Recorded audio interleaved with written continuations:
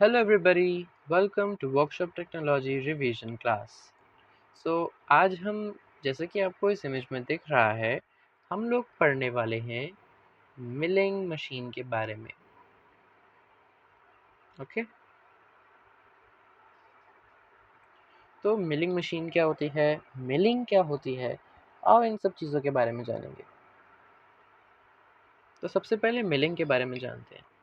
तो milling is the process of removal of material from the workpiece by rotating cutter having one or more than one cutting teeth. मतलब आप समझो, for example ये मेरा कुछ work piece है, metal का वर्क पीस है मेरे पास. ठीक है, मुझे क्या करना है, मुझे इतना मेटल का वर्क पीस जो है ना, मुझे इतना चाहिए. क्यों? क्योंकि मेरा ये जो है ना, ये थोड़ा सा ऐसे से उबड़ खाबड़ सा है. ठीक है, मतलब बहुत अजीब सा कुछ है ये. ठीक है, तो मुझे कुछ इतना सा चाहिए. तो मैं क्या करूँगा, मैं इसको मिलिंग में करा दूंगा. ठीक है, इसके ऊपर मिलिंग कर दूंगा. तो ठीक है, मुझे इससे क्या मिलेगा, बताऊं. ये देखो, समझो कुछ ऐसा सा मुझे मिल जाएगा. एक सेकंड में अच्छे से दिखाता हूँ आपको. ठीक है, तो मुझे कुछ ऐसा सा मिलेगा. और ये जो है ना, ये मेरा मिलिंग का मल्टी पॉइंट कटिंग टूल है. ठीक है, मेरा जो वर्क पीस है वो ऐसे जा रहा है, और मेरा जो टूल है उसकी कुछ ऐसे रोटेशन हो रही है. तो मेरा जितनी मुझे हाइट चाहिए थी उतनी मुझे मिल रही है मेरे वर्क पीस की. और यहाँ से जो मेरा वर्क पीस उबड़ खाबड़ था ना, वो यहाँ से बिल्कुल भी नहीं है. ठीक है, तो बेसिकली ये प्रोसेस होता है मिलिंग मशीन का, मिलिंग का. ठीक है, अच्छा, और आप इसे कैसे मतलब आप कर सकते हो. आप इसके अंदर जो हमारी कटर होता है ना, कटर, उसकी स्पीड को कंट्रोल करके इस प्रोसेस को स्पीड अप कर सकते हो या स्पीड डाउन कर सकते हो. ठीक है ना, अकॉर्डिंगली. ओके, इसके अंदर आपको क्या क्या रिक्वायर्ड है. आपको एक मिलिंग मशीन रिक्वायर्ड होती है. ठीक है ना, वर्क पीस रिक्वायर्ड होता है. ठीक है ना, और कटर रिक्वायर्ड होता है. कटर क्या होता है, टूल. ओके, चलो अब हम आगे बढ़ सकते हैं. तो जैसे कि आपको मेरी इस इमेज में दिख रहा है, ये एक यूनिवर्सल मिलिंग मशीन है. ठीक है ना, अभी हम मिलिंग मशीन के टाइप्स के बारे में पढ़ेंगे. ठीक है, मैं सोचा आपको इस मशीन के बारे में दिखा दूँ. ठीक है, तो हमारी जो मिलिंग मशीन है ना, वो ब्रॉडली टू कैटेगरीज में बटी हुई है.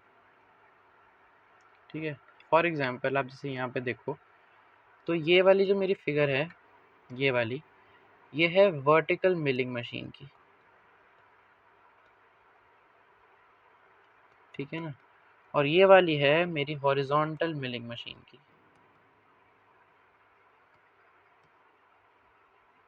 अभी वर्टिकल और हॉरिजॉन्टल कैसे हम तय करते हैं. वर्टिकल होता है जब हमारा जो स्पिंडल होता है ना, स्पिंडल. अब आप पूछोगे कि स्पिंडल क्या होता है. स्पिंडल मैं आपको यहाँ पे दिखाता हूँ. ये देख रहे हो, ये वाला जो मेरा पार्ट है, ये वाला,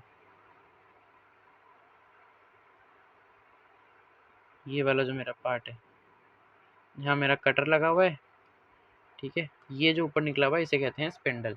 ये जो मेरा पूरा इसके अंदर ऐसे ऐसे ऐसे ऐसे जा रहा होगा, और यहाँ पे नीचे मैंने अपना कटर लगा रखा है, कटर. ठीक है, और वो क्या करता है, ऐसे ऐसे कट कर रहा है. ठीक है, तो जो मेरा स्पिंडल है ना, तो स्पिंडल की पोजीशन के अकॉर्डिंग वर्टिकल मिलिंग या हॉरिजॉन्टल मिलिंग होती है. मतलब मतलब जैसे इस फिगर में अगर आप ध्यान से देखो, तो इसमें जो मेरा स्पिंडल है वो मेरा ऐसे लगा हुआ है ना, तो ये मेरी वर्टिकल मिलिंग होगी. और अगर आप मेरी इस डायग्राम में देखो, तो मेरा जो स्पिंडल हेड है वो ऐसे लगा हुआ है, मतलब हॉरिजॉन्टली लगा हुआ है. तो ये मेरी हॉरिजॉन्टल मिलिंग मशीन में काउंट हो जाएगा. ओके, इसके बाद अब मैं आपको बताता हूँ वर्टिकल मिलिंग मशीन के बारे में थोड़ा डिटेल, ठीक है। तो वर्टिकल मिलिंग मशीन के अंदर आपको ये दिख रहा होगा कि ये इसका एक बेस होता है, मैं ब्लैक यूज़ करता हूँ। इसका एक ये बेस होता है, इसका ये एक स्क्रू जैक होता है, कॉलम होता है, हेड होता है जो कि फिक्स्ड है, स्पिंडल है, कटर है, वर्क है, टेबल है, सैडल है, ठीक है ना। स्क्रू जैक क्या होता है? स्क्रू जैक से आप नी जो होता है ना उसकी मूवमेंट ऊपर या नीचे कितना करना है आप उसको तय करते हो, ओके। सैडल क्या होती है? सैडल हमारा जो नी होता है ना उसके ऊपर रखा हुआ ये वाला पार्ट है जो कि बेसिकली हमारे वर्क की वाई एक्सिस की मूवमेंट को बताता है, ठीक है ना। अब बोलोगे वाई एक्सिस क्या होता है, तो मैं आपको यहाँ पे इसके एक्सिस का डायग्राम बना के दिखा देता हूँ। ये मेरा वाई एक्सिस है, ये मेरा जेड एक्सिस है, और जो अंदर की तरफ जा रहा है और बाहर की तरफ आ रहा है ना, ठीक है, इसको ऐसे डिनोट करता हूँ मैं, ये मेरा एक्स एक्सिस है, ओके। तो मतलब आप ये समझो कि मेरा जो सैडल है ना वो इधर मूव कर रही है और इधर मूव कर रही है, ठीक है। मेरा जो नी है वो ऊपर मूव कर रहा है और डाउनवर्ड मूव कर रहा है with the help of screw jack. मेरा जो कटर है उसकी मूवमेंट कैसी है? ऐसी है, मतलब basically it's a rotating cutter, ठीक है। तो ये मेरा एक मिलिंग मशीन होती है, ओके। स्पिंडल की वर्टिकल पोजीशन है इसलिए इसका नाम वर्टिकल मिलिंग मशीन रखा गया है, ठीक है। फिर इसी के साइड में अगर आप देखोगे तो आपको दिख रहा होगा दैट इट इज़ अ, ये एक दूसरे तरीके की मिलिंग मशीन है, लेकिन इसके अंदर और जो भी मैंने आपको पढ़ाई बताई ये वाली मिलिंग मशीन के अंदर, दोनों के अंदर एक फ़र्क है। इसके अंदर अगर आप ध्यान से देखो तो इसके पास एक स्विवलिंग हेड है। स्विवलिंग हेड का मतलब पता है क्या होता है? स्विवलिंग हेड का मतलब होता है कि आप इस मशीन का जो ये हेड है ना इसको भी आप रोटेट कर सकते हो और अलग अलग एंगल्स पे, है ना, आप वहाँ पे मिलिंग परफॉर्म कर सकते हो, ओके। फिर हम बात करते हैं यूनिवर्सल मिलिंग मशीन के बारे में। ये वाली जो मिलिंग मशीन है ना जो मैंने दिखाई, ये यूनिवर्सल मिलिंग मशीन है। ये सबसे वर्सेटाइल मिलिंग मशीन होती है, ठीक है ना। और इसके अंदर आप बहुत सारे मशीनिंग के ऑपरेशंस आप परफॉर्म कर सकते हो, ठीक है। और जैसे आपको पता है यूनिवर्सल को कहते हैं क्योंकि इसके अंदर अगर आप अलग अलग अटैचमेंट्स लगाओगे तो ये जैसे अभी ये वर्टिकल मिलिंग मशीन के अटैचमेंट में है, क्यों? क्योंकि इसका स्पिंडल जो है वो इस पोजीशन में है। वहीं अगर आप यहाँ पीछे की तरफ देखो तो अगर इसका स्पिंडल यहाँ लग जाएगा ना तो फिर ये एक हॉरिजॉन्टल मिलिंग मशीन बन सकती है, ठीक है। तो ऐसे ही इसकी ये काम करते हैं। आओ अब हम चलते हैं हमारे नेक्स्ट उस पे जो कि है ये एक हॉरिजॉन्टल मिलिंग मशीन है। और हॉरिजॉन्टल के अंदर भी कौन से क्लासिफाइड है? ये एक fixed bed type plain milling machine है, ठीक है। Fixed bed type plain milling machine का मतलब ये काफ़ी हद तक आप अगर आप देखो तो ये काफ़ी हद तक बहुत अलग है इस कॉलम और नी टाइप मिलिंग मशीन के। मतलब मतलब आप देखोगे तो इसके पास एक फिक्स्ड बेड है, ठीक है, जिसका जो स्पिंडल है उसका हेड एडजस्टेबल है, ठीक है ना। इसका कॉलम ये रहा, ठीक है। इसके पास एक आर्बर है, इसका एक कटर है, इसका एक योक है, ठीक है। वर्क है यहाँ पे मेरा, और ये मेरा जो ये रहा ये मेरा टेबल है। तो अगर आप ध्यान से देखो तो मेरा जो टेबल है ना वो सिर्फ लॉन्गिट्यूडनल मतलब वो या तो मेरे इस पेज के अंदर के वाला तरफ वाला मोशन या बाहर की तरफ वाला मोशन, यानी वही एक्स एक्सिस जो मैंने आपको ऊपर वाले इसमें बताया था ना वो परफॉर्म कर सकता है, ठीक है। और जो मेरा आर्बर है ना ये कंटिन्यूसली रोटेटिंग है, मतलब जब मेरी मशीन ऑन होगी तो ये रोटेट कर रहा होगा। और मेरा कटर जो है ना वो भी इसी के ही ऊपर लगा हुआ है, तो मतलब मेरा कटर भी रोटेट कर रहा होगा, ठीक है। यहाँ पे फिर एक स्क्रू होता है और इसे कहते हैं ओवर आर्म, ठीक है, जो कि आपके fixed bed type plain milling machine के अंदर लगा होता है, ठीक है। अब आपको यहाँ पे एक कैरियर होता है, ठीक है। वो कैरियर क्या करता है? बेसिकली वो कॉलम को ऊपर और नीचे, मतलब कॉलम होता है ना यहाँ पे एक कैरियर भी होता है जो ऊपर और नीचे कर सकता है हमारे स्पिंडल को, ठीक है, चलो अब हम आगे बढ़ते हैं।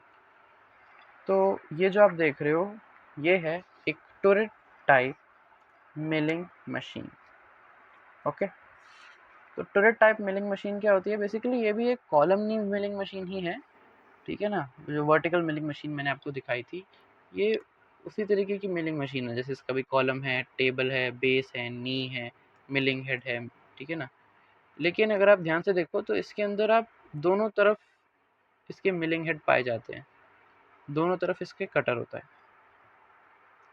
ठीक है ना। और जो कटर है ना वो स्पिंडल के बहुत ही लोअर एंड पे होता है, लोअर एंड पे होता है। हमारा जो कटर है स्पिंडल के लोअर एंड पे होता है। ओके, चलो, तो इसके अंदर भी कुछ नहीं है। इसके अंदर ये होता है कि इसका जो हेड होता है ना, ये वाला, ये ऐसे और ऐसे रोटेट हो सकता है। ओके, इसको हम कहते हैं वर्टिकल एक्सिस के अलोंग आप इसे रोटेट करा सकते हो, ठीक है। इसके अंदर भी वही सेम प्रिंसिपल है कि इसका जो नी है वो जेड एक्सिस के अंदर मूवमेंट करेगा, इसका जो टेबल है वो एक्स एक्सिस के अंदर और वाई एक्सिस के अंदर मूवमेंट करेगा, सैडल जो है वो वाई एक्सिस के अंदर जो मूवमेंट होती है वो परफॉर्म करती है। ओके, तो इसका भी काफ़ी हद तक सेम ही वो है। अब हम आ जाते हैं हमारे पार्ट्स ऑफ मिलिंग मशीन के अंदर।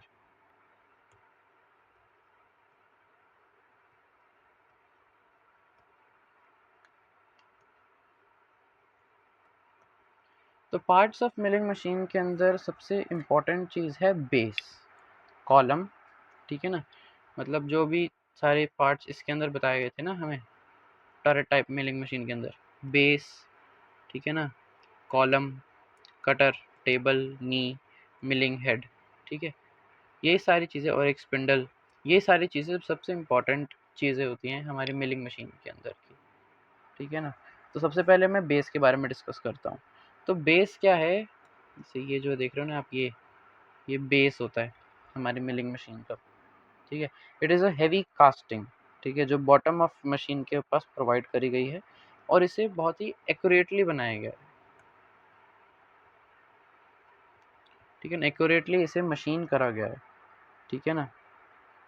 इसे आप लाउड बियरिंग भी कह सकते हो।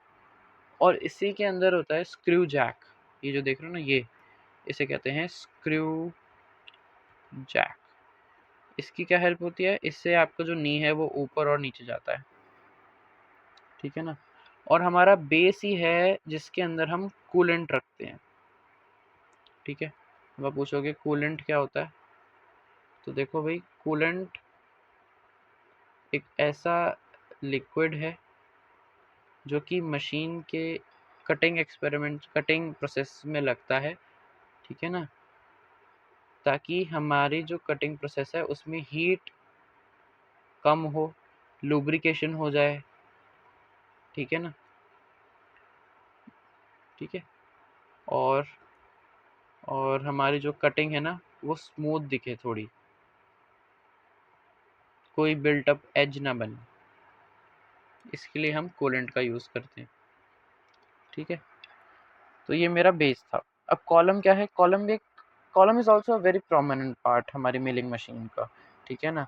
उसको भी बड़े ध्यान से बनाया जाता है, ठीक है। हमारे कॉलम के जो फर्स्ट फेस होता है, अगर आप ध्यान से देखो तो it is parallel into the knee, मतलब ये जो है it is parallel to the knee, ठीक है ना। और ये कॉलम ही है जिसके उस पे हमारा जो नी है वो ऊपर और नीचे ट्रैवल करता है, ठीक है ना। हमारा जो कॉलम है उसके पीछे की तरफ आप ये देख सकते हो, ठीक है। ये क्या चीज़ें हैं? ये ड्राइव है, हमारी जो मोटर है ना उसकी ड्राइव है, मतलब मोटर स्पीड, या बेसिकली जो मोटर को ठीक करने के लिए या कभी किसी और काम के लिए यूज़ करी जाती है ना, तो ये हमारी एक मेन ड्राइव होती कहते हैं उसे, तो उसके लिए एक कवर की तरह भी एक्ट करता है, क्या? हमारा कॉलम। अब हम बात करते हैं हमारे नी के बारे में। तो हमारा नी क्या है? ये एक रिजिड कास्टिंग है, नी मतलब ये वाला पार्ट, इसे हम नी कहते हैं। ग्रीन से बनाओ, ये जो पार्ट है ना, ये इसे हम नी कहते हैं।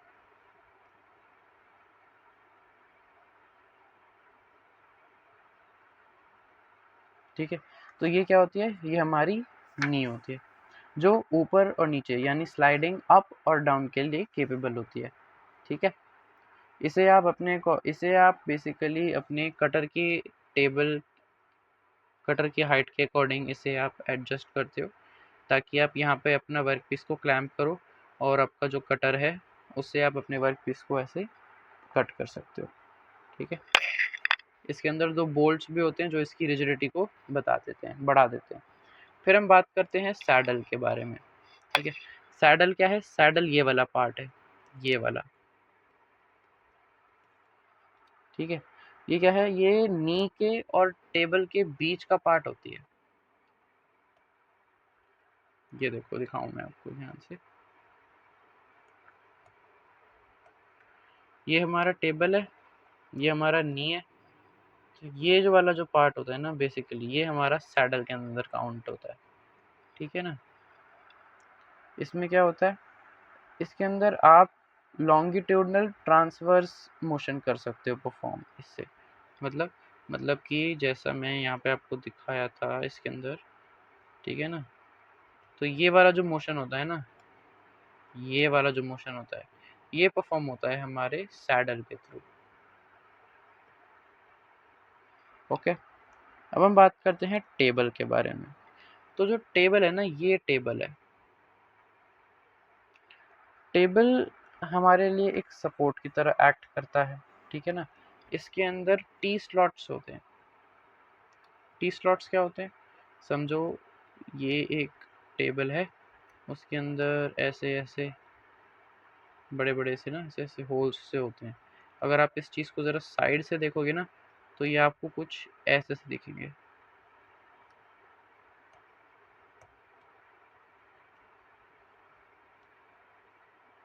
ये कुछ ऐसे से दिखते हैं।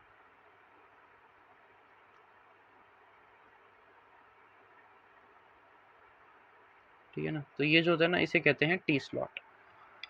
ओके, तो ये होता है आपका टी स्लॉट। टी स्लॉट के अंदर क्या लगते हैं, टी स्लॉट के अंदर क्लैंपिंग बोल्ट्स लगते हैं, जिसकी वजह से आपकी जो वाइस है वो उसके ऊपर लग जाती है। ठीक है ना, या फिर कटिंग फ्लूइड्स जो होता है वो उसके लिए उसको वापस हेल्प करता है, ताकि वो हमारा जो बेस है उसके अंदर चला जाए, ड्रेन हो जाता है। ठीक है ना, उसके अंदर इसकी हेल्प करता है। ओके, टेबल के अंदर ही हम हमारी जो वर्टिकल फीड है वो प्रोवाइड करते हैं।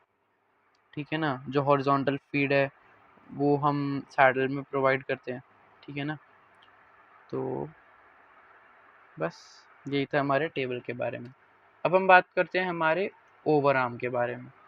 तो ओवर आर्म क्या है, ये एक अच्छा खासा हैवी सपोर्ट है।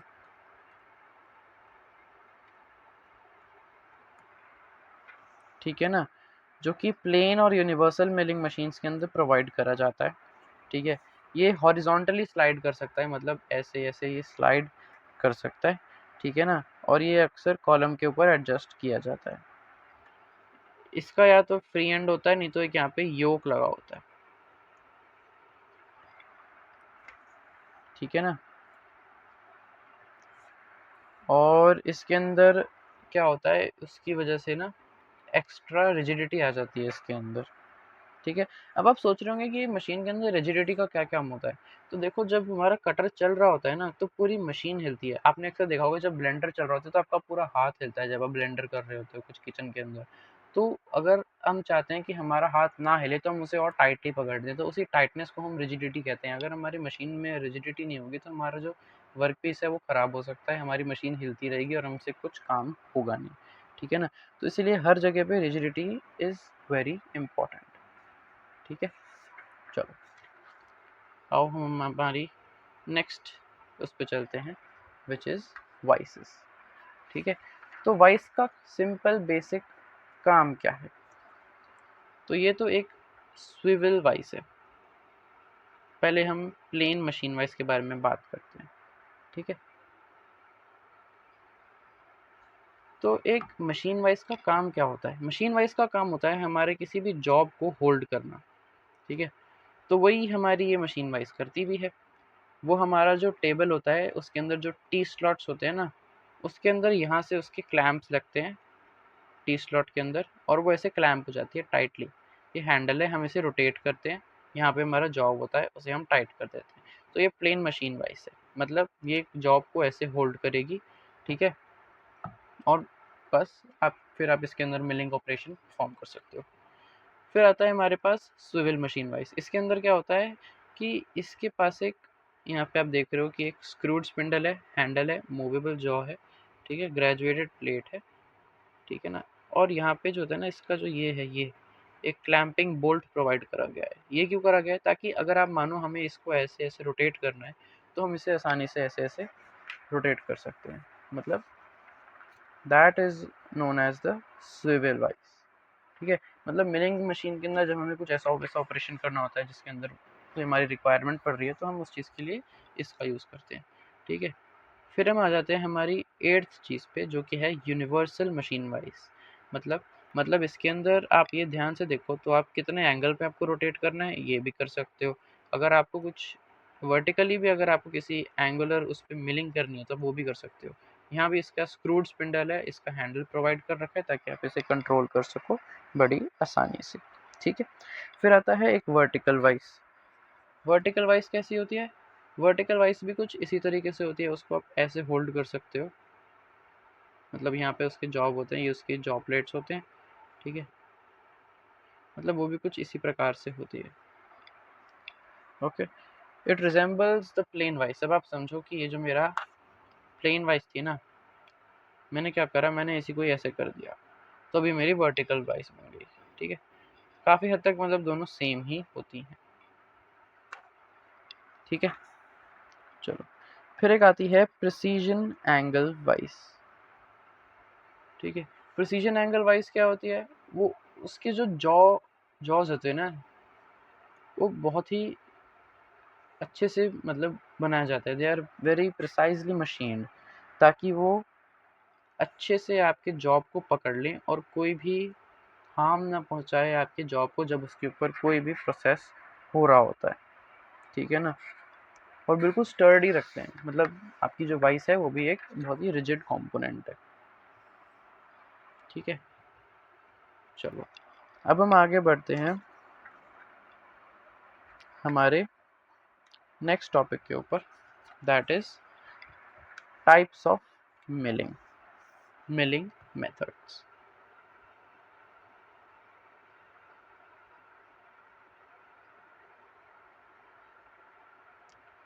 ठीक है, तो मिलिंग मेथड्स के अंदर हम सबसे पहली चीज़ जो पढ़ेंगे that is up milling and down milling, ठीक है ना?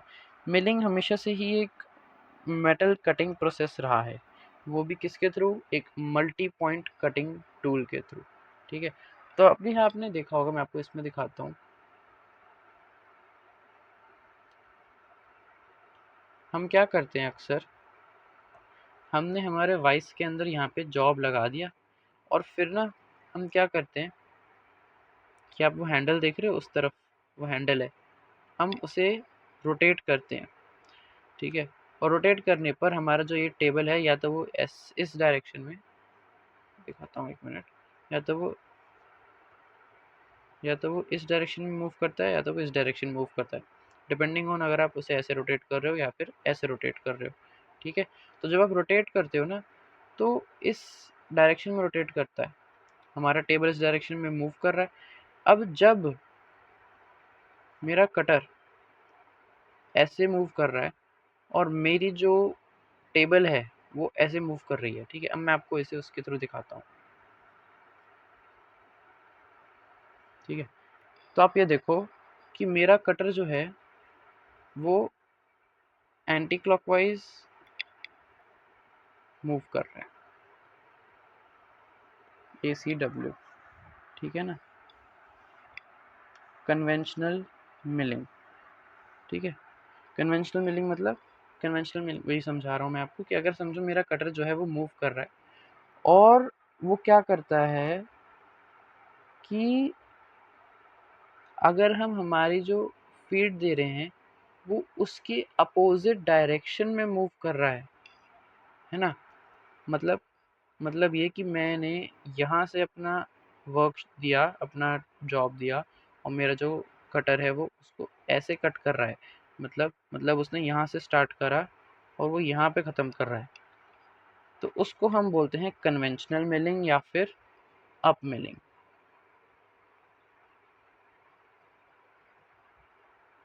ठीक है ना।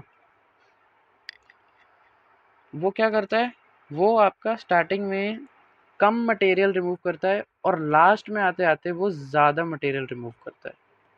ठीक है, मतलब जब मैं उसको किसी चीज़ को ऐसे स्क्रैप ऑफ करता हूँ ना, समझो ये कुछ है ये, ठीक है, और मैंने उसे स्टार्टिंग मेरे पास कम होती है। अच्छा, आपने देखा होगा आइसक्रीम को, ठीक है, आप समझो आइसक्रीम ही है, तो ये आइसक्रीम का ये मेरे पास स्कूप है, ठीक है, ये मेरी आइसक्रीम था, तो मैं ऐसे जब ऐसे स्टार्ट करा ऐसे रोल करना, तो मेरे पास ज़रा ज़रा सी आइसक्रीम आती है, और फिर जब मैं लास्ट में लेके जाता हूँ तो बस बहुत सारी आ जाती है। तो इसका मतलब minimum to maximum, minimum to maximum, तो वो तब होता है हमारा अप मिलिंग। ठीक है, वहीं अगर मैं डाउन मिलिंग की बात करूँ तो इसके अंदर क्या है कि मेरा वर्क यानी मेरा टेबल जो है उसकी मूवमेंट ऐसी है और मेरे वर्क पीस की मूवमेंट भी ऐसी है। ठीक है ना, तो तब क्या कहलाएगी ये तब कहलाएगी डाउन मिलिंग, या फिर इसे हम क्या कहते हैं, क्लाइम मिलिंग कहते हैं। ठीक है, इसके अंदर क्या होता है, इसके अंदर अगर आप ध्यान से देखो तो इसके अंदर maximum to minimum material remove होता है। ठीक है, अब मैं बात करता हूँ कि हम कौन सा लाइक विच इज़ सूटेबल। देखो, जो चीज़ सूटेबल है वो है हमारी डाउन मिलिंग। ठीक है, डाउन मिलिंग क्यों सूटेबल रहती है, डाउन मिलिंग सूटेबल तब रहती है जब हम जो है हमारा एक मशीन सरफेस चाहिए, मतलब एक फिनिश्ड प्रिसाइज सरफेस चाहिए प्रिसीजन के साथ, तब हम क्या यूज़ करते हैं, तब हम यूज़ करते हैं डाउन मिलिंग। लेकिन वहीं अगर हमें हमारा मटेरियल रिमूवल ज़्यादा चाहिए तो हम अप मिलिंग का यूज़ करते हैं, उसी को कहते हैं कन्वेंशनल मिलिंग, और वहीं डाउन मिलिंग को कहते हैं हम क्लाइम मिलिंग। ठीक है, चलो अब आओ, अब हम चलते हैं मिलिंग कटर्स के ऊपर। तो सबसे पहले हमारे पास यहाँ पे हैं प्लेन मिलिंग कटर्स। ठीक है, तो ये प्लेन मिलिंग कटर्स के ऊपर आने से पहले मैं आपको एक पेरिफेरल बता देता हूँ क्या होता है, पेरिफेरी बेसिकली। ठीक है ना, तो पेरिफेरी होती है, जैसे आप समझो ये एक मेरे पास सिलेंडर था। ठीक है, तो इस सिलेंडर के अंदर जो इसकी ये वाली साइड होती है ना, इसको हम कहते हैं पेरिफेरी। ठीक है ना, और इसे आप कह सकते हो आउटर एज।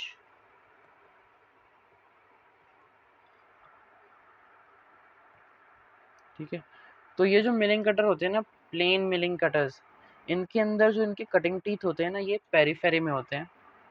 ठीक है ना, और हेलिकल होते हैं। अब मैं आपको हेलिकल का मतलब बताता हूँ। हेलिकल का मतलब होता है कुछ इस तरीके का।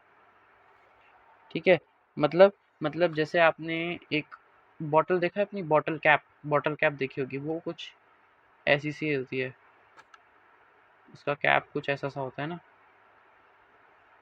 मतलब एक स्क्रू की तरह होता है, उस चीज़ को हम कहते हैं हेलिकल। ठीक है, जैसे अब देखो तो ये ऐसे जाएगा, फिर ऐसे जाएगा, फिर ऐसे जाएगा। ठीक है, उस चीज़ को कहते हैं हेलिकल। ठीक है, इसके जो टीथ होते हैं ना, ये या तो पैरेलल हो सकते हैं हमारी एक्सिस के। ठीक है, मतलब हमारा जो एक्सिस होता है ना, इस चीज़ को हम एक्सिस कहते हैं, जो हमारे सिलेंडर के अंदर सेंटर से जाता है उसको एक्सिस कहते हैं। तो हमारे जो टीथ हैं वो उसके पैरेलल हैं, किसमें, प्लेन मिलिंग कटर्स के अंदर। ओके, तो ये होते हैं हमारे प्लेन मिलिंग कटर्स। फिर आइए आते हैं हमारे कोर्स हेलिकल टीथ स्लैब मिल। ठीक है ना, इसके अंदर क्या होता है कि इसके जो कटर होते हैं ना, वो heavy duty slab milling cutters होते हैं। मतलब इसके जो टीथ होते हैं ना, ये हैवी ड्यूटी होते हैं, स्लैब मिलिंग के काम आते हैं। हम अभी आगे पढ़ेंगे किस चीज़ के लिए कहते हैं स्लैब मिलिंग, ठीक है ना। और ये कोर्स होते हैं, सॉरी, और ये फाइन होती है, फाइन हेलिकल टीथ होते हैं फिर इसके, इस वाली मिलिंग मशीन के, इस वाले मिलिंग कटर के। क्यों? क्योंकि जब हमें हमारा थोड़ा सा स्मूथ सरफेस चाहिए ना, तो स्मूथ सरफेस के लिए, फिनिशिंग के लिए हमें फाइन हेलिकल टीथ की ज़रूरत होती है। ओके, अब हम बात करते हैं side milling teeth, side milling cutters के बारे में। इन कटर्स के अंदर क्या होता है, इनकी पेरीफेरी पे तो कटर्स होते ही हैं, पेरीफेरी पे तो होते ही हैं, ठीक है। इसके साथ साथ इनकी आउटर एज पर भी कटर्स प्रेजेंट होते हैं। मतलब यहाँ पर भी अगर आप देखो तो इनके कुछ ऐसे ऐसे कटर्स आपको दिख जाएंगे, ठीक है। ये होते हैं साइड मिलिंग कटर्स, ठीक है। जैसे आपको इसका दिखाऊं तो ये है हमारा एक स्टैंडर्ड प्लेन मिलिंग कटर, ठीक है ना। इसके अगर आप देखो तो इसके साइड पे जो कटर है वो हमारा बाहर निकला हुआ है पेरीफेरी के, मतलब पेरीफेरी पे तो है ही, उसके साथ साथ हमारी आउटर एज पे भी ये कटर आता है, ठीक है ना। इनके डायमीटर सिर्फ कितने होते हैं, 5 से 25 mm के बीच में होते हैं। ये स्ट्रैडल मिलिंग के काम आते हैं। क्या होती है अभी हम आगे सब पढ़ेंगे, ठीक है। फिर अभी हम इनके बारे में बात करते हैं, स्ट्रैक्ड टीथ साइड मिलिंग कटर्स के बारे में, ये वाले, ठीक है।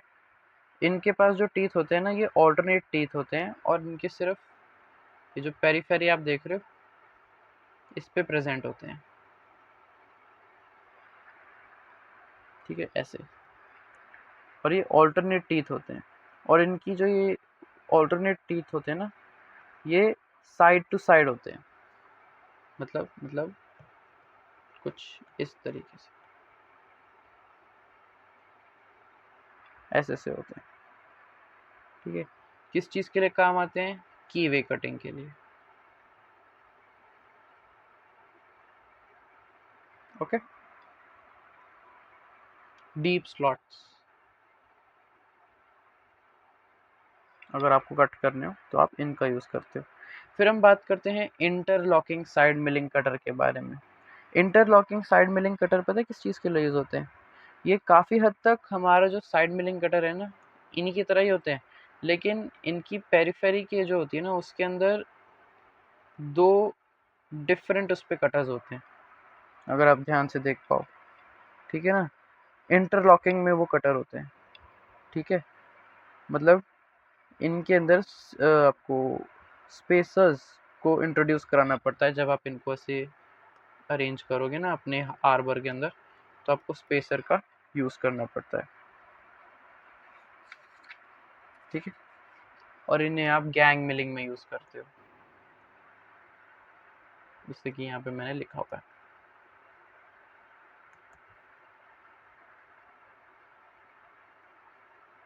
अब हम बात करते हैं एंड मिलिंग कटर्स के बारे में। तो एंड मिलिंग कटर्स क्या होते हैं, ये एक सॉलिड सर्कुलर कटर होते हैं। इनकी शैंक, ठीक है ना, इनकी शैंक होती है, मतलब common and type milling cutter, ठीक है। दो टाइप के होते हैं एंड मिलिंग कटर, एक जिनकी शैंक होती है इस वाले मिलिंग कटर की, और एक जिनकी शैंक नहीं होती है। शैंक क्या होती है, जैसे अगर ये कुछ सिलेंड्रिकल है ना, तो सिलेंड्रिकल के आगे हमने यहाँ पे कटर बना रखा है, तो इसी सिलेंड्रिकल पार्ट को हम शैंक बोलेंगे। तो इनकी वो नहीं है, इनकी है, ठीक है। इनके भी टीथ जो है ना हेलिकल होते हैं,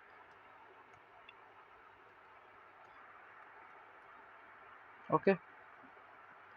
और इनका जो ये आउटर एज होता है ना, ठीक है ना, आउटर एंड जो होता है इनका, इस पर भी इनके जो टीथ हैं वो प्रेजेंट होते हैं। इनका भी जो डाया है वो 3 या 50 mm के अराउंड होता है, ठीक है। फिर ये दूसरे हैं हमारे two lipped taper shank end milling cutter. इन्हें हम स्लॉटिंग मिल्स के नाम से भी जानते हैं, और एज द नेम सजेस्ट ये स्लॉटिंग मिलिंग के काम भी आते हैं। ओके, चलो अब हम आगे बढ़ते हैं हमारी 14th इमेज के ऊपर। तो हमारी 14th image is shell end milling cutter. मतलब ये भी एक मिलिंग कटर ही है, ठीक है ना। कौन सा वाला? एंड मिलिंग कटर ही है, लेकिन इसका अगर आप ध्यान से देखो तो इसका जो ये वाला पार्ट है ये काफ़ी बड़ा है, ठीक है ना। इसके भी पेरीफेरी पे तो होते ही हैं कटर, आई मीन टीथ इसके पेरीफेरी पे भी होते हैं, लेकिन इसके साथ साथ एंड पे भी होते हैं। और इसका एक प्रोसेस होता है फेस मिलिंग, ये उसके अंदर यूज़ करे जाते हैं, ठीक है ना। इनका जो साइज़ है that is also around 50 mm, which is comparably large compared to all the previous ones. Okay, चलो। और आप इनके अंदर बेसिकली हैवी ड्यूटी काम कराते हो इनसे।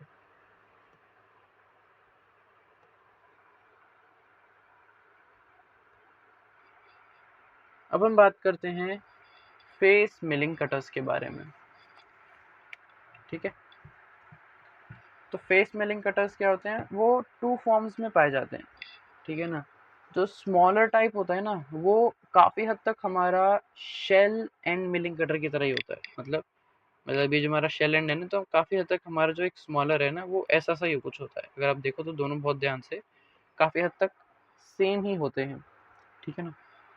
और इसका नाम भी shell type face milling cutter ही होता है, ठीक है ना।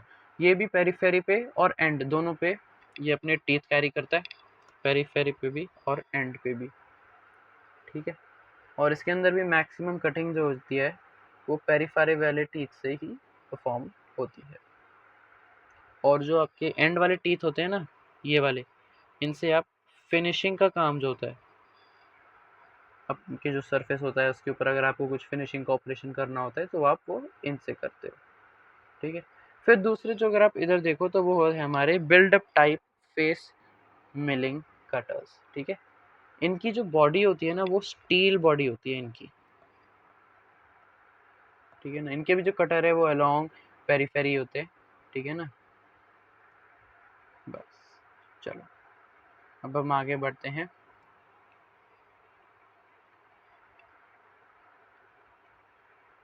इस पर मेटल स्लिटिंग सॉ। तो मेटल स्लिटिंग कटर्स के बारे में हम बात करते हैं, ठीक है। तो ये जो आप देख रहे हो ये एक एग्जाम्पल है मेटल स्लिटिंग कटर का। अब मेटल स्लिटिंग क्या होती है कि अक्सर कटर जो है ना वो हम पार्टिंग ऑफ एक ऑपरेशन होता है या फिर थिन स्लॉट्स जब हमें बनाने होते हैं ना हमारे वर्क पीस के अंदर, समझो हमें कुछ स्लॉट सा बनाना है इतना सा, तो उस स्लॉट को बनाने के लिए वो भी हम एक मिलिंग मशीन में परफॉर्म करा सकते हैं। तो उसके लिए स्पेशल कटर्स लगते हैं, तो उनमें से की एग्जाम्पल है मेटल स्लिटिंग सॉ, ठीक है ना। ये भी प्लेन मिलिंग कटर्स की तरह ही होते हैं पर ये बहुत ज़्यादा थिन होते हैं, एक्सट्रीमली थिन कह सकते हो आप इन्हें comparable to other milling cutters, ठीक है ना। और इनकी जो विड्थ होती है ना, विड्थ पता है कितनी होती है? दैट इज़ अराउंड 1 mm और 5 mm ओनली, ठीक है ना। चलो अब हम बात करते हैं इसकी 16th इमेज की, that is single angle cutter and double angle cutter. तो सिंगल एंगल कटर क्या होते हैं? बेसिकली ये एंगल मिलिंग कटर के अंडर आते हैं, ठीक है। ये कैसे होते हैं? इनकी भी जो शेप होती है ना काफ़ी हद तक हमारी जो प्लेन मिलिंग कटर्स होते हैं ना उन्हीं की तरह रिजेंबल करती है, लेकिन इनका जो ये कटर्स है ना, इनके जो ये टीथ हैं वो एक स्पेसिफिक एंगल की तरफ शेप्ड होते हैं, ठीक है ना। मतलब एक स्पेसिफिक एंगल पे बनाए जाते हैं, और इनके थ्रू आप पता है क्या कर सकते हो? आप इनसे वी ग्रूव्स बना सकते हो, नॉचेस बना सकते हो, डोव टेल्स बना सकते हो। पता है आपको मैं अभी बताता हूँ। जैसे समझो ये मेरा एक सरफेस है और मुझे उसके ऊपर मैंने अपना ये एक एंगुलर कटर लिया और मैंने एक ऐसा सा वी स्लॉट बना दिया। ठीक है, तो अब मेरा जो वो है वो कैसा दिखेगा, वो कुछ ऐसा सा दिखेगा। तो ये वी स्लॉट जो बनाने वाले होते हैं ना, कई सारे हमें चाहिए होते हैं, तो वो हम सिंगल एंगल कटर से या फिर डबल एंगल कटर से बनाते हैं। ठीक है, तो डबल एंगल कटर जो होते हैं वो क्या होते हैं, वो वी शेप होती है उनकी, तो प्रॉपर वी शेप होती है, और उनका एंगल कितना होता है, उनका एंगल होता है या तो 45 डिग्री, ठीक है, या तो 60 डिग्री, ठीक है ना। और इनका एंगल कितना होता है, इनका भी एंगल होता है या तो 45 डिग्री या फिर 60 डिग्री। अच्छा, इनका एंगल 90 भी हो सकता है, मतलब हो सकता है कि अगर आपको वो चाहिए तो बिल्कुल 90 एकदम परफेक्ट 90 भी बना दे, तो ये भी बिल्कुल आसानी से पॉसिबल है। ठीक है, अब हम बात करते हैं फॉर्म मिलिंग कटर के बारे में। ठीक है ना, तो अब हम आ जाते हैं हमारे फॉर्म मिलिंग कटर्स के ऊपर। तो फॉर्म मिलिंग कटर्स मतलब नाम से कुछ पता चल रहा है कि ये किसी तरीके की फॉर्म में मिलिंग करते होंगे। तो यस, जैसे कि आपको लग रहा है, बिल्कुल सही लग रहा है, ये किसी तरह की फॉर्म में मिलिंग करते हैं। तो सबसे पहला जो मैं आपको यहाँ पे दिखा पा रहा हूँ, ये कॉर्नर राउंडिंग कटर्स हैं। मतलब कि आप समझो, ये एक मेरे पास वर्क पीस था, कुछ ऐसा सा, इसकी बहुत ही शार्प कॉर्नर्स थे, तो इसके शार्प कॉर्नर्स को हमने ऐसे राउंड बना दिया। ठीक है, मतलब आपने ये देखा है, ये एक स्क्वायर है ना, तो इसी स्क्वायर को अगर मैं कुछ ऐसा बनाना चाहूँ तो क्या बना पाऊंगा, नहीं बना पाऊंगा। पर चलो, उम्मीद करता हूँ आपको समझ में तो आ ही गया होगा कि मैं कैसा चाहता हूँ। बेसिकली आपने इसके कॉर्नर्स को राउंड बना दिया, ऐसा कुछ कर दिया। ठीक है ना, तो ये भी एक मिलिंग का ऑपरेशन है। देख रहे हो तो कितनी वर्सेटैलिटी है, कितना डाइवर्स है हमारी मिलिंग। तो ये जो है ना, ये है right hand corner rounding cutter, ये है left hand corner rounding cutter, और ये है डबल राउंडिंग कटर। तो ऑफ कोर्स जैसा कि आपको लग रहा है कि राइट हैंड कॉर्निंग कटर और left hand corner rounding cutter को अगर हम आपस में जोड़ दें तो हमारे पास डबल राउंडिंग कटर आएगा। तो ये बिल्कुल वैसे ही आया है। ठीक है ना, एक ये सिंगल यूनिट बनी है जब हमने ये दो अलग अलग सिंगल यूनिट्स को आपस में ज्वाइन करा। ठीक है, तो और अब नेक्स्ट आते हैं हमारे नेक्स्ट फॉर्म मिलिंग कटर पे, जो कि है कॉनकेव कटर और कॉन्वेक्स कटर। तो ये क्या है कि आप समझो कि मेरे पास एक वर्क पीस है, ठीक है, कुछ ऐसा सा है। ठीक है, और मैंने क्या करना है कि मुझे इस वर्क पीस के ऊपर ना कुछ ऐसा सा चाहिए कि मेरा वर्क पीस कुछ ऐसा जाए और फिर कुछ ऐसा सा हो जाए। ठीक है, ये मेरी रिक्वायरमेंट है, तो मैं कैसे प्राप्त कर सकता हूँ। तो आप एक चीज़ को ध्यान रखना, कॉनकेव कटर कॉन्वेक्स ग्रूव के अंदर ग्रूव को डेवलप करने में यूज़ होएगा, और कॉन्वेक्स कटर कॉनकेव ग्रूव को डेवलप करने में यूज़ होएगा। मतलब मतलब ये कि अगर मेरे को मेरा वर्क पीस कुछ ऐसा है और मुझे कुछ ऐसा सा बनाना है, बेसिकली ये क्या है, ये कॉन्वेक्स शेप है, तो मुझे कॉन्वेक्स ग्रूव बनाना है, कॉन्वेक्स शेप बनानी है। तो कॉन्वेक्स शेप के लिए मैं कॉनकेव कटर यूज़ करूँगा। ठीक है ना, एंड वाइसा वर्सा। ओके, चलो आगे बढ़ते हैं हम हमारे गियर कटर्स पे। ठीक है, तो ये हैं हमारे गियर कटर्स, मतलब ये स्पेशल फॉर्म मिलिंग कटर्स के अंदर ही आते हैं, और इनको डिज़ाइन करा गया है ताकि ये इनवॉल्यूट गियर को कट कर सकें। ठीक है ना, ये दो कॉमन ग्रेड्स में आते हैं, एक होता है हमारे रफिंग के लिए, ठीक है ना, और एक होता है हमारी फिनिशिंग के लिए। ठीक है, तो ये हमारे गियर कटर्स हो गए। अब हम आ जाते हैं हमारी 21 पे। तो अब हम आ चुके हैं हमारे मिलिंग के ऑपरेशंस पे। अच्छा, मिलिंग के ऑपरेशंस पे आने से पहले मेरे पास एक टी स्लॉट कटर भी था ना, हाँ ये रहा। तो ये एक मेरा है टी स्लॉट मिलिंग कटर। ठीक है, अब अभी हमने पढ़ा था कि हमारा जो टेबल होता है ना, टेबल का ऐसा कुछ होता है कि वो ऐसा सा कुछ होता है।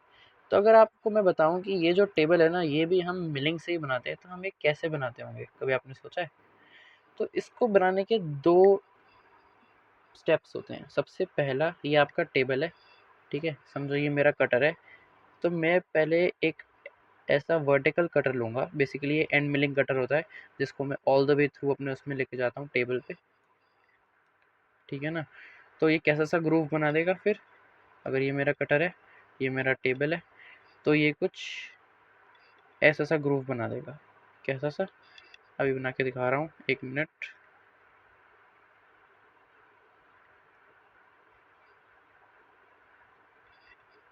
तो ये देखो, ये कुछ ऐसा सा ग्रूव बना देगा। हम्म, हम्म, हम्म, हम्म, हम्म। कुछ ऐसा सा ग्रूव ये बना देगा, डेवलप कर देगा, ठीक है। और फिर मैं क्या करूँगा, मैं फिर इस कटर का यूज़ करूँगा, this is T slot milling cutter, ठीक है ना। इसको मैं यहाँ पे लगाऊंगा, मैं रेड से दिखा रहा हूँ, ये यहाँ पे लगेगा ऐसे, और इसका जो ऊपर वाला पार्ट है ना, ये वाला, ये ऐसे बाहर निकल जाएगा यहाँ से, और फिर मैं ऐसे चला दूंगा जिससे कि मेरा ये वाला टी स्लॉट बन के तैयार हो जाएगा। ओके, तो ऐसे हम टी स्लॉट मिलिंग कटर का यूज़ करते हैं, ठीक है। तो आपको मैंने ये भी बता दिया है। Yes, so now we come on the application, I mean now we come on the milling operations, ठीक है। तो ये जो फिगर देख रहे हो, this is all about plain और स्लैब मिलिंग, ठीक है ना। तो स्लैब मिलिंग क्या होती है कि जब आपको किसी एक मेटल का जो सरफेस है एक मेटल का, और अगर आपको उसको स्मूथ बनाना है ना, उसको फिनिशिंग करनी है, तो उसको हम कहते हैं मिलिंग करना। फ्लैट सरफेस बनाने के लिए उस मिलिंग को कहते हैं हम स्लैब मिलिंग, ठीक है ना। इसके अंदर क्या होता है, जैसे कि आप मेरे देख पा रहे हो, ये मेरा वर्क है, ठीक है, और ये मेरी जो है कटर है, ठीक है, और ये जो है ये ऐसे कट कर रहा है, ये मेरे उसका पार्ट है, हॉरिजॉन्टल मिलिंग मशीन का पार्ट है।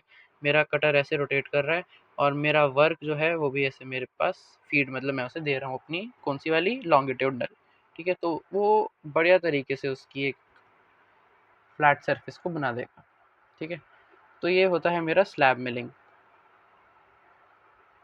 अब हम आ जाते हैं हमारे नेक्स्ट मिलिंग के ऊपर, जो कि है फेस मिलिंग, ठीक है ना।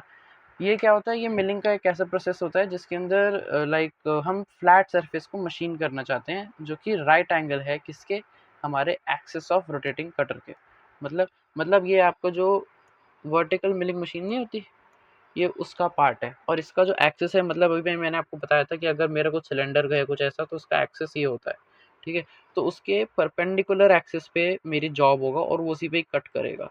मतलब अगर मेरा कट ऐसे चल रहा है कटर मेरा, तो मेरा जॉब ऐसे जाएगा या फिर ऐसे जाएगा, तो उसी के अकॉर्डिंग ये मेरा एक फ्लैट सरफेस बनाएगा, ठीक है ना। फिर हम बात करते हैं एंगुलर मिलिंग के बारे में। एंगुलर मिलिंग, जैसे कि अभी हमने पीछे बताया था कि वो वी ग्रूव डेवलप करते हैं, आर एच एंगुलर कटर्स को मिला के वो एक सिंगल यूनिट बनाते हैं ना। तो उसी सिंगुलर यूनिट को मैं अगर अपनी हॉरिजॉन्टल मिलिंग मशीन पे आर्बर पे लगाऊं, और फिर उसको ऐसे ऑन कर दूं, और फिर मैं अपनी जॉब को ऐसे लॉन्गिट्यूडनल उसका मूवमेंट कराऊं, लॉन्गिट्यूडनल मोशन कराऊं, तो जो मेरा वर्क पीस पे ग्रूव आएगा उसे कहेंगे हम वी ग्रूव। और ये क्योंकि एक एंगल पे आ रहा है, मतलब या तो ये 90 होगा या 60 होगा या फिर 45 होगा, है ना। तो वो एक एंगल पे ही वी ग्रूव बनाएगा, तो उसी को ही हम कहते हैं एंगुलर मिलिंग। अब ये किस जगह यूज हो सकता है, ये काफी सारे इंटरलॉकिंग्स बनाने के लिए यूज हो सकता है ना। अब हम बात करते हैं हमारी नेक्स्ट प्रोसेस के ऊपर, जिसे कहते हैं फॉर्म मिलिंग। जस्ट अभी अभी हमने इसी चीज़ को कवर करा था कि अगर आप जैसे अगर आपको याद हो, तो मैंने आपको बताया था ना, कॉन्वेक्स कटर के लिए, किस चीज़ के लिए, कॉनकेव, अगर मेरे को अपना जॉब चाहिए, तो जैसे कि आप ये देख सकते हो ये कैसे मिलिंग होती है ना। मेरा कटर ऐसे रोटेट कर रहा है, ये हॉरिजॉन्टल मिलिंग मशीन के ऊपर है, मेरा जॉब भी ऐसे जा रहा होगा, लॉन्गिट्यूडनल मोशन परफॉर्म कर रहा होगा, ठीक है। और मेरा जो ये कटर है कैसे एकदम इसने बढ़िया कॉनकेव चीज़ काट दी है, किसने, कॉन्वेक्स कटर ने कॉनकेव ज्योमेट्री बनाई है मेरे वर्क की, ठीक है। इसे कहते हैं फॉर्म मिलिंग, मतलब किसी एक स्पेशल फॉर्म पे अगर आपको चाहिए, जो कि एक इरेगुलर शेप है ना। मतलब ये आप बताओ, ये रेगुलर है, आप इसे कहीं देखोगे नॉर्मली, आप क्या देखोगे, आप देखोगे या तो प्लेन है या फिर पूरा सिलेंड्रिकल है ना। ये क्या है कि आप एक प्लेन जा रहा था, बीच में एकदम से सिलेंड्रिकल आ गया, अरे ये क्या बात हुई भाई, है ना। तो ये एक इरेगुलर शेप है, ओके।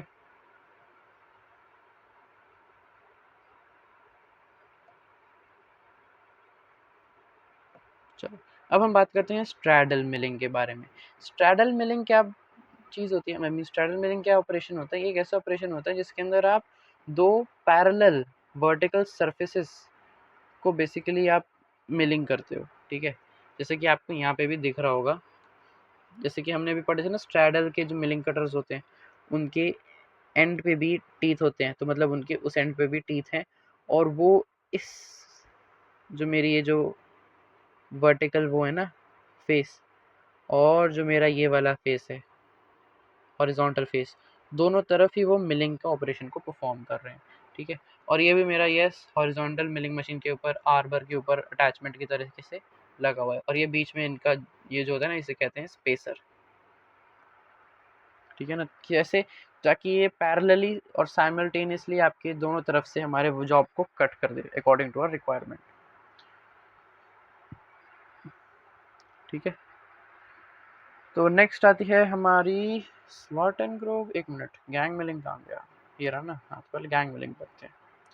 तो गैंग मिलिंग क्या होती है कि अब आप समझो कि जैसे टी स्लॉट होता है ना, टी स्लॉट जो आपने देखा है अक्सर जो मशीन के अंदर बनता है, अभी मैंने आपको बताया कि वो एक ऐसे होता है ना, पहले इनके ऐसे कट होता है, फिर ये ऐसे इनका अलग से कट होता है ना।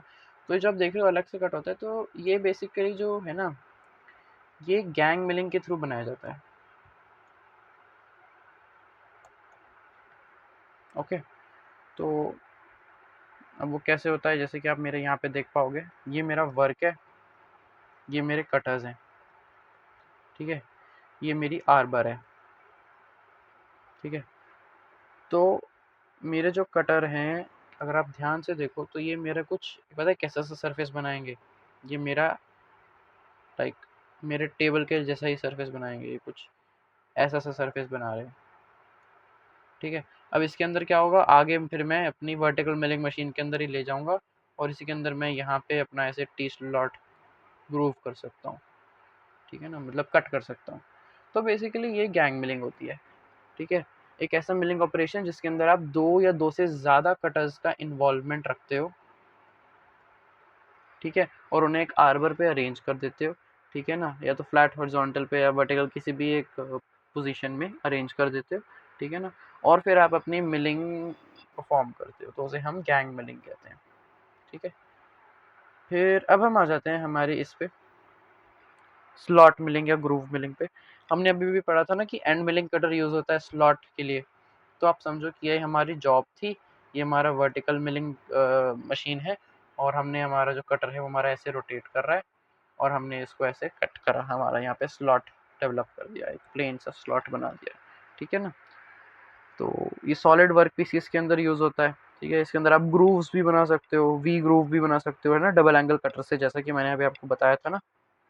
ऐसे आपको अगर वी ग्रूव भी बनाने तो आप वो भी बना सकते हो, तो उसको भी हम स्लॉट मिलिंग में ही काउंट करेंगे, ठीक है।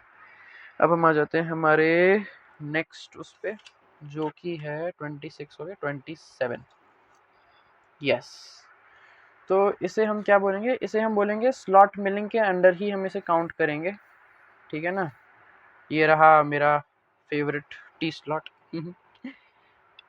तो जैसे कि आपने अभी यहाँ पे देखा, ये एक प्लेन स्लॉट था, ठीक है, उसे हमने मिल करा, मतलब मिलिंग परफॉर्म करी उसके अंदर, और फिर ये मैंने हमारा टी स्लॉट कनेक्ट करा, टी स्लॉट का जो कटर होता है ना, उससे कनेक्ट करा, और फिर उसके अंदर भी मिलिंग परफॉर्म करी ताकि हमारा टी स्लॉट वो बन जाए, ठीक है। और हम इससे ही डोव टेल स्लॉट भी बना सकते हैं। तो डोव टेल स्लॉट क्या होता है वो मैं आपको दिखाता हूँ। ये देखो, ये जो होता है ना, ये वाला, जैसे समझो ये रेक्टेंगुलर स्लॉट था, हमें अगर ऐसा कुछ डोव टेल स्लॉट बनाना है, तो ये हमने किससे बनाया है, ये हमने एक डोव टेल कटर होता है उससे बनाया है, और हमारा जो मोशन है वो कैसा है हमारे वर्क पीस का, लॉन्गिट्यूडनल, मतलब अंदर या बाहर, समझो स्क्रीन के अंदर जा रहा है, तो अंदर, ठीक है ना, और बाहर, ऐसे रिप्रेजेंट करते हैं अंदर और बाहर को, ठीक है ना। तो ये चीज़ें हो गई। इसके बाद मेरे ख्याल से और इमेजेस नहीं हैं, पर अभी 2-3 चीज़ें और बची हैं। पक्का सारी इमेजेस होंगी? हाँ, ठीक है, सारी इमेजेस हो चुकी हैं, लेकिन इसके बाद भी 2-3 चीज़ें बची हैं, वो मैं यहाँ कवर कर देता हूँ, ठीक है। एक है फिर हमारे पास साइड मिलिंग ऑपरेशन, ठीक है ना।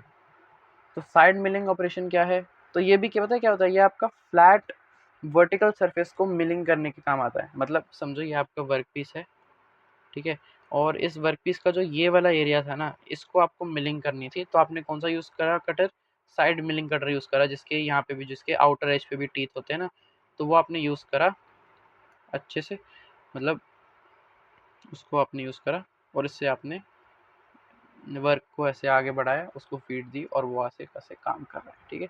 तो इसे हम क्या बोलेंगे, साइड मिलिंग बोलेंगे, ठीक है। इसी को ही आप स्ट्रैडल मिलिंग भी कहते हो, जिसे हम ऐसे पहले पढ़ चुके हैं। वो था ना, ये हमारी जॉब थी, ये हमारे कटर था, ऐसे जा रहा था, है ना, कुछ ऐसा सा था, ठीक है। ये हमारी स्ट्रैडल मिलिंग ही होती है basically, side milling. Sorry. Now let's go on to end milling.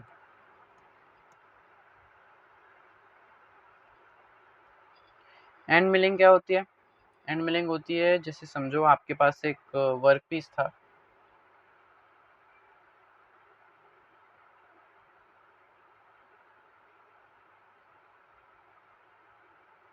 ठीक है, और आपने जो भी वर्क पीस था, आपको तो ये पूरा सा वर्क पीस था, लेकिन अभी आपको क्या चाहिए, आपको उसका कुछ एंड था जो आपको ऐसा चाहिए, मतलब एक परफेक्ट 90 में चाहिए था, एक flat surface, pair of parallel flat surfaces चाहिए थे, मतलब एक ये चाहिए था, एक ये चाहिए था, ठीक है ना, और आपको 90 डिग्री पे भी चाहिए था। तो उस चीज़ के लिए आपने कौन सा यूज़ करा, आपने एंड मिलिंग कटर को यूज़ करा, ठीक है ना, ताकि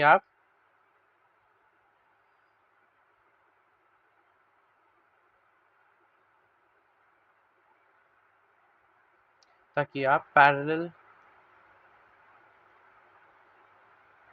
फ्लैट सरफेस को मशीन कर सकें, मिलिंग से परफॉर्म कर सकें, बना सकें, ठीक है। फिर एक आता है प्रोफाइल मिलिंग,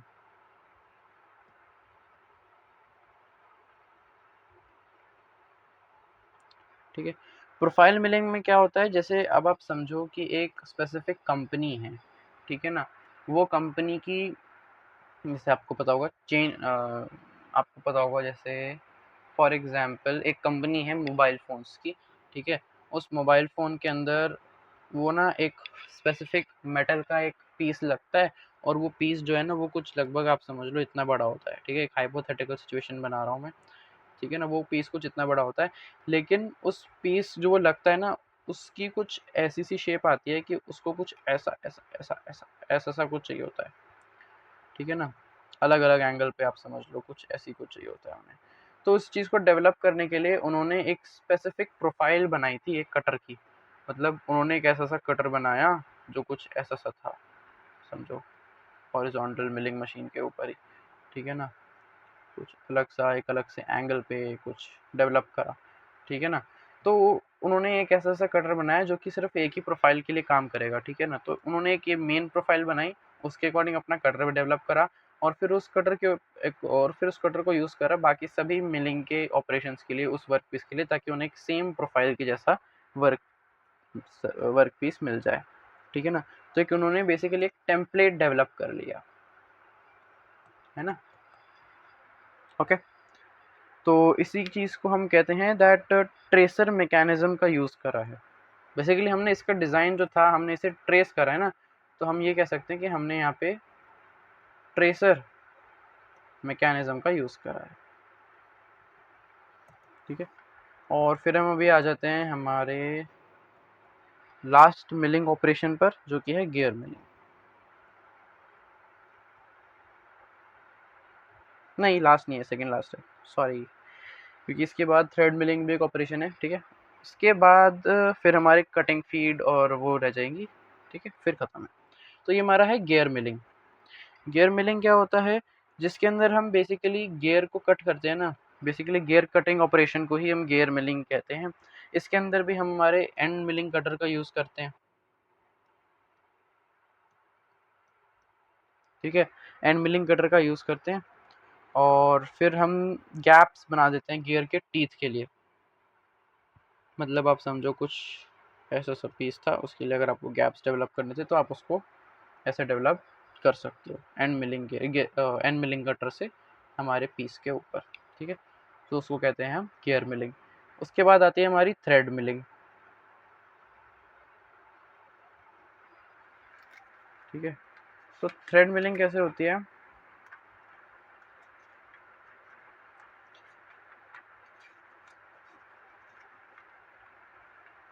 कि ना, समझो ये कुछ मेरा वर्क पीस था, उसके ऊपर ऐसे ऐसे मैंने थ्रेड्स बनाए थे। किससे बनाए थे? इसका एक स्पेशल वो आता है, कटर, उसे कहते हैं हम थ्रेड कटर। ठीक है, वो भी कुछ उसी की ही शेप का होता है, मतलब वो भी कुछ ऐसे ही शेप का ही होगा।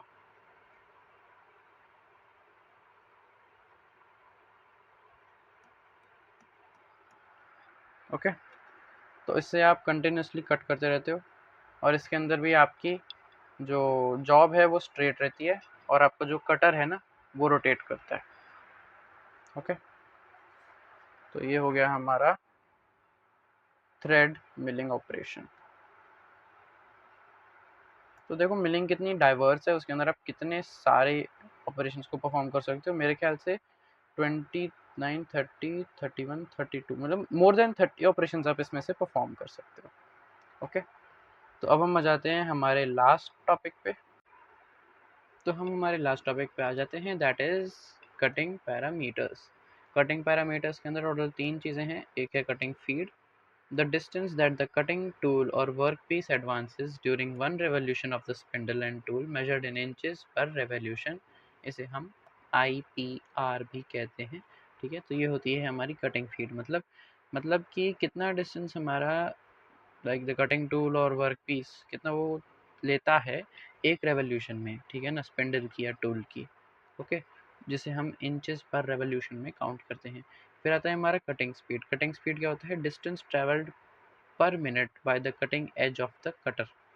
ठीक है, मतलब एक मिनट में हमारी जो कटिंग एज है वो कितना डिस्टेंस ट्रैवल कर लेती है, उसे कहते हैं हम कटिंग स्पीड को। ठीक है ना, ऑफ कोर्स ये रेवोल्यूशन और नंबर ऑफ रेवोल्यूशन से रिलेटेड है। ठीक है, और यह सरकमफ्रेंस से भी रिलेटेड है। ओके, फिर हम बात करते हैं फीड की। फीड क्या है? The table travelled in any direction measured in mm। ठीक है ना, उसे कहते हैं फीड। ठीक है, और वो कैसे दे सकते, वो हम कैसे भी दे सकते हैं। ठीक है ना, it can be also expressed एड, अच्छा हाँ, फीड को हम हैंड से भी दे सकते हैं, और it can also be expressed as feed per minute, feed per tooth, और फीड पर रेवोल्यूशन। ठीक है, फीड पर मिनट का मतलब कितने ट्रैवल करेगा टेबल हमारा mm में एक मिनट में किसी भी डायरेक्शन में, उसे हम mm पर मिनट कहते हैं। ठीक है, फिर होता है फीड पर टच, मतलब टेबल ट्रैवल करता है mm में किसी भी पीरियड में। ठीक है ना, जब हमारा कटर जो है वो रिवॉल्व करता है। ठीक है, किसने? एक स्पेसिफिक एक एंगल के कॉरस्पॉन्डिंग, जब हमारा कटर जो है वो एक स्पेसिफिक एंगल के कॉरस्पॉन्डिंग में रिवॉल्व करता है, मतलब बेसिकली घूमता है। ठीक है ना, तो उसमें कितना टेबल ने हमारा ट्रैवल करा, कितना डिस्टेंस ट्रैवल करा हमारे टेबल ने। ठीक है, कब? जब हमारा कटर जो है एक स्पेसिफिक एंगल के कॉरस्पॉन्डिंग जब वो रोटेट करता है ना, तब वो दो एडजेसेंट टीथ के बीच के जो डिस्टेंस कवर हुआ टेबल का, उसे कहेंगे हम फीड पर टूथ। ठीक है ना, और फिर आती है फीड पर रेवोल्यूशन। ये होती है कि अगर आपका टेबल जो है वो mm में ट्रैवल कर रहा है, किस time? During the period when the cutter makes one full revolution, मतलब ये हमारा कटर था, उसने पूरी रेवोल्यूशन ली 1 मिनट तक। ठीक है ना, ये कुछ जैसे हमने 1 मिनट तक करा, तो उसके अंदर वो कितनी सारी रेवोल्यूशंस ले देगा। ठीक है ना, इसे हम कहते हैं कटिंग स्पीड। लेकिन यहाँ पे फीड पर रेवोल्यूशन क्या होता है? वो होता है कि अगर हमारा कटर जो है वो रोटेट कर रहा है और हमने हमारे टेबल की फीड दी है, ठीक है, तो वो फीड मतलब टेबल की मूवमेंट कितनी होगी जब तक हमारा जो कटर है वो एक रेवोल्यूशन कर देगा, तो उसे बोलेंगे हम फीड पर रेवोल्यूशन। ये एक बहुत कन्फ्यूजन होता है, कॉमन कन्फ्यूजन होता है बिटवीन आपका कटिंग स्पीड और फीड पर रेवोल्यूशन, ठीक है। तो उम्मीद करता हूँ आपको समझ में आया होगा। इसी के साथ एवरीबॉडी हमारा ये लेक्चर भी ख़त्म होता है, हमारी रिवीजन क्लास भी ख़त्म होती है। Bye bye and thank you. ठीक है, वैसे